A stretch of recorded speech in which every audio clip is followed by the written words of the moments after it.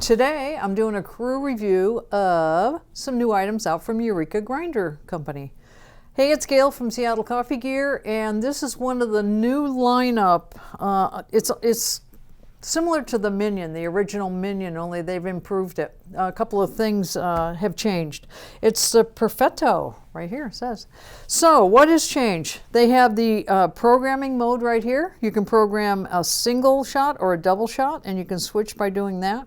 You can also change the seconds that it's going, that it's grinding by just going up. You can see it changing or down. And then if I go over here, same thing. Dunk, dunk, dunk. Dunk, dunk.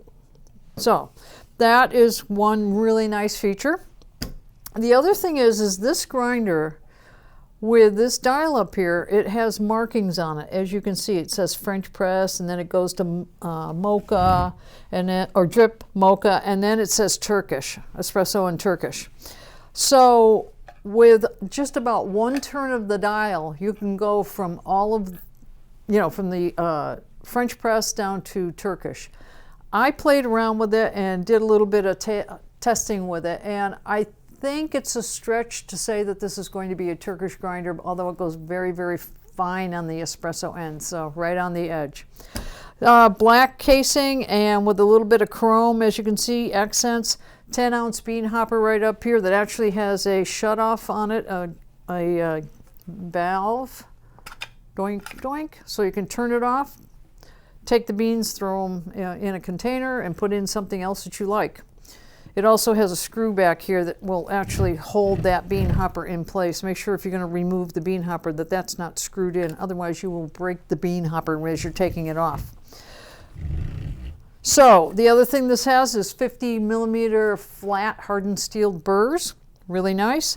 It's got a portafilter rest right here, and if you take that off, you can put a container under here to collect your ground coffee for your drip or French press or whatever.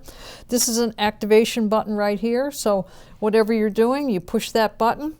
And that one of the nice features is, let me get something to grind down into. I didn't think about this before I got up here, but I want to show you something. It has a pause feature.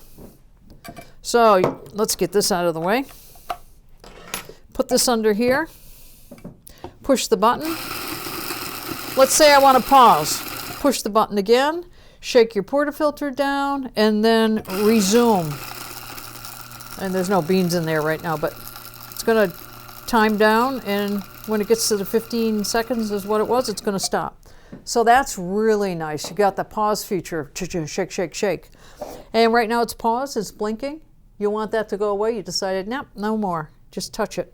And it goes back to the home setting. Now you're ready to grind again. So that's another nice feature. I did some testing, as I mentioned. And this is the finest I would dare go without clogging it. And this is right on the edge of Turkish. It's still got a little bit of granular, but I bet you this would choke a traditional portafilter like the Rocket, the Sylvia, something like that. Then I moved on up and I went to the, what was the next? The next one up is espresso, and this would, this is on the upper end of the espresso, on the lower end of the drip. It's pretty coarse. I would say this would be more suited for a fine drip. And then it goes from drip up to mocha, which is what this is right here. And the consistency, like with a lot of grinders, it's really great on the lower end, but as it goes up, it's becoming a little more inconsistent.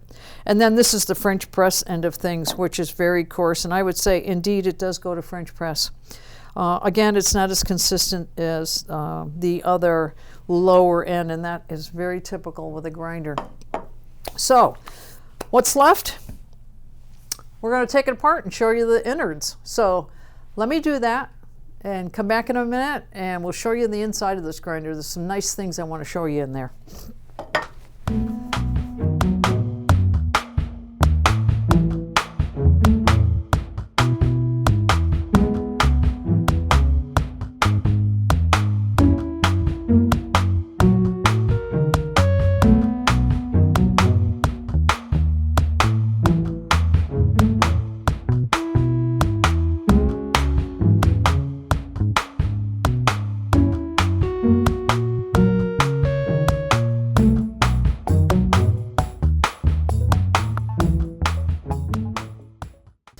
Okay, don't do this at home. Don't take your grinder apart to this level. It's just not, not meant to be dangling by the wires and things, but I wanted to show you the inside of this.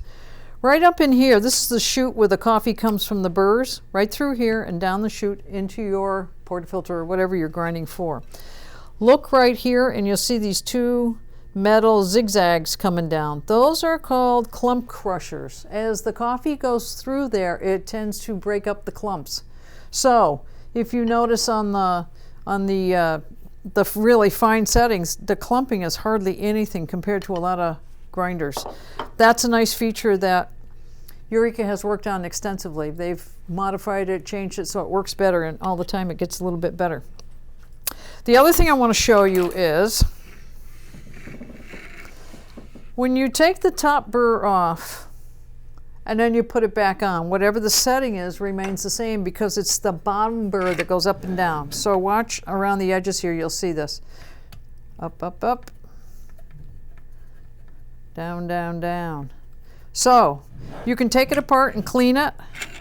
Not that I think you should be going to this extent. I wouldn't take the front chute and all that off, but you can take the burrs off and clean that in there and change your burrs if need be. And the other thing that you're not going to be able to see down in there, this grinder is quieter than most grinders. It's mounted on, the motor is mounted on rubber mountings on there. So that cuts down the vibration and the noise in this particular grinder. It's great for that. So those are the new and improved parts of the Minion up to the Perfetto, which is what this one here is. And the only thing I can say now is who's going to put this back together? I don't have anybody, no takers on that one. So anyway, I'm going to put it back together. Check it out on our website. The stats are all there and some more information about it. And don't forget to leave some comments down below. I'd like to hear some feedback on what you think about this grinder. I think it's got some really good features. The only thing I could say that I would say is a con is it says Turkish up here, but I think that's on the edge of Turkish. So stay tuned, subscribe to our YouTube channel, and thanks a lot for watching.